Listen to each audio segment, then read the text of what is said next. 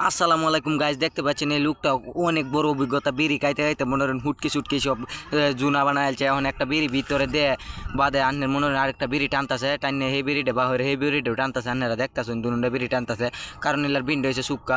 বিড়ি খাইতে খাইতে হয়ে গেছে মুক্কা। আপনারা সবাই দেখতে পাচ্ছেন দুইটা বিড়ি টানতেছে, কারণ মাতাল হয়ে গেছে আধা মাথা পাগলি। আপনি দেখতে পাচ্ছেন আবার বিড়িটারে ভিতরে নিচে নিয়ে দাঁতটি মরাইতেছে, চাবাইতেছে। কি করে ছাগলের লাগান এটা আমি বুঝতে পারছি না। মনে করেন বিড়ি খায় মনে করেন টাল হয়ে লেছে, কি করবে। তারপর মনে শখ উঠছে যে বালা পাগলের তো মনে করেন জিরবা সিরবা পুরে না, কিন্তু কিছু হয় না। আসসালামু আলাইকুম গাইজ, দেখতে পাচ্ছেন এই লোকটা অনেক বড় অভিজ্ঞতা। বিড়ি খাইতে খাইতে মনে করেন হুটকি সুটকি সব জুনা বানাইছে। এখন একটা বিড়ি ভিতরে দেয় বাদে আন্নের মনে করেন আরেকটা বিড়ি টানতেছে, টাইনে সেই বিড়িটা বা হয়ে সেই বিড়িটাও টানতেছে। আন্নেরা দেখতেছেন দুটা বিড়ি টানতেছে, কারণ এলার বিন্ড হয়েছে সুক্কা। বিড়ি খাইতে খাইতে হয়ে গেছে মুক্কা। আপনারা সবাই দেখতে পাচ্ছেন দুইটা বিড়ি টানতেছে, কারণ মাতাল হয়ে গেছে আধা মাথা পাগলি।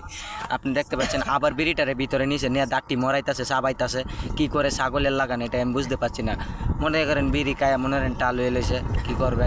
তারপর মনে শখ উঠছে যে বালা পাগলের তো মনে করেন জিরবা সিরবা পুরে না, কিন্তু কিছু হয় না। আসসালামু আলাইকুম।